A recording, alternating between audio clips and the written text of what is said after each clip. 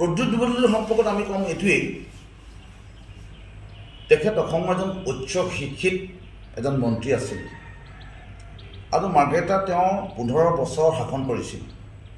মাৰ্ঘেৰিটাৰ খুঁটিনাটি তেওঁ জানিছিল আৰু প্ৰদ্যুৎ বৰদলৈ নিজে এজন তেওঁ জনজাতি বিদ্বেষী তেওঁ এজন মন্ত্ৰী বা বিধায়ক আছিল। সততে তেওঁ জনজাতিসকলৰ মাজত চিংফু, টাংচা, চেমা এই ক্ষুদ্ৰ ক্ষুদ্ৰ জাতি সত্তাৰ মাজত তেওঁলোকৰ অজ্ঞতাৰ সৰলতাৰ সুযোগ লৈ নিকৃষ্ট তেওঁলোকৰ বিভাজনৰ ৰাজনীতিত জড়িত হৈছিল। সেই সময়ত মই প্ৰসন্ন টোমৰ অন্যতম সহযোগী আছিলোঁ। মই সদৌ মানতাইভেকী ছাত্ৰ সন্থাৰ সভাপতি আছিলোঁ। 12 বছৰ মই সভাপতি আছিলোঁ। অসমৰ ইমূৰে সিমূৰে ঘূৰিছিলোঁ। জাতিৰ স্বাৰ্থত, জাতিৰ ভাষা সংস্কৃতিৰ, জাতিৰ আপ্ৰাণ এটা স্বাৰ্থত আমি প্ৰসন্ন টোমৰ লগত তিৰা সংগ্ৰামটোক আমি ছাপোৰ্ট কৰিছিলোঁ। তেনে সময়তে আমি প্ৰদ্যুৎ বৰদলৈক লগ পাইছোঁ আৰু আমি চকুৰ আগৰ পৰা যিটো দেখোঁ, প্ৰদ্যুৎ বৰদলৈ এজন আক্ৰোশমূলক ব্যক্তি আছিল। আৰু প্ৰসন্ন টোমে ইলেকশ্যনত উঠিছিল, প্ৰথম CPIML উঠিছিল, তেওঁ CPIML কেণ্ডিডেট হিচাপে। তাৰপিছতো তেওঁ NCP হৈ উঠিছিল, ইণ্ডিপেণ্ডেণ্ট কেণ্ডিডেট হৈ উঠিছিল। আৰু প্ৰসন্ন টোমে যে এই আজি জনজাতি আন্দোলনৰ যোগেদি এটা ৰাজনৈতিক এটা শক্তি হিচাপে যাতে ভৱিষ্যতে মূৰ দাঙি উঠিব নোৱাৰে, তাৰ কাৰণে প্ৰদ্যুৎ বৰদলৈয়ে তেওঁ বাটৰ কণ্টক হিচাপে তেওঁক আঁতৰাই দিবৰ কাৰণে এটা কৌশল কৰিছিল। 2007 চনৰ 6 তাৰিখলৈকে মই তেখেতৰ লগত আছিলোঁ আৰু যেতিয়া মই আঁতৰি গ'লোঁ 2008 তাৰিখৰ 8 এপ্ৰিলৰ দিনাখন তেখেতক কিডনেপ কৰা হৈছিল।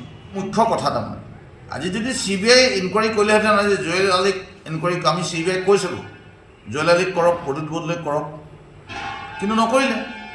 CBI য'ত মেনেজ হৈছে আমি ন্যায় ক'ত পাম? তাৰ কাৰণে আমি পুনৰ আজি দাবী জনাইছোঁ চৰকাৰক যে চৰকাৰে আমাৰ দাবীৰ প্ৰতি সহায় জনাই CBI ঘোষণা কৰক, ৰিঅ'পেন হওক আৰু এজন DIGৰ নেতৃত্বত স্পেচিয়েল ইনভেষ্টিগেশ্যন টীম SIT গঠন কৰি তদন্ত আৰম্ভ কৰক। প্ৰসন্ন টোম তিৰাপ আন্দোলনৰ এজন এনাৰ্জেটিক নেতা আছিল আৰু তেখেতে মাৰ্ঘেৰিটা তিৰাপ ট্ৰাইবেল বেল্টৰ অন্তৰ্গত জনগোষ্ঠীসমূহক চিংফু, টাংচা, চেমা, খামতি, টাইফাকে, খাময়াংসকলক বলিষ্ঠভাৱে তেওঁ একত্ৰিত কৰিছিল। একত্ৰিত কৰি তেওঁলোকৰ জাতীয় অধিকাৰ হকে তেওঁ মাত মাতি আহিছিল সবল ৰূপত। সেইকাৰণেই তেখেত এইটো অঞ্চলৰ লেণ্ড মাফিয়াৰ চিকাৰ হৈছিল।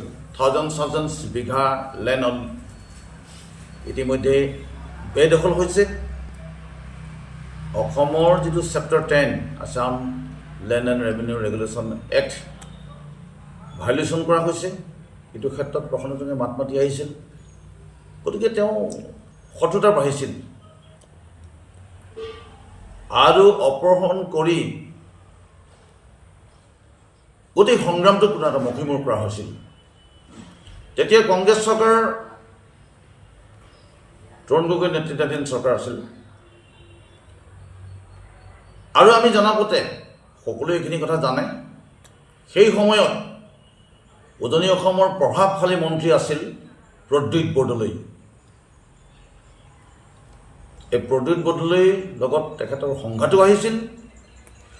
তাৰ গোটেই কথাখিনিয়ে আছিল যে ক্ষুদ্ৰ ক্ষুদ্ৰ জনগোষ্ঠীসকলক একত্ৰিত কৰাত তেওঁ সাংগঠনিকভাৱে তেওঁ শক্তিশালী এইটো ভূমিকা লৈছিল।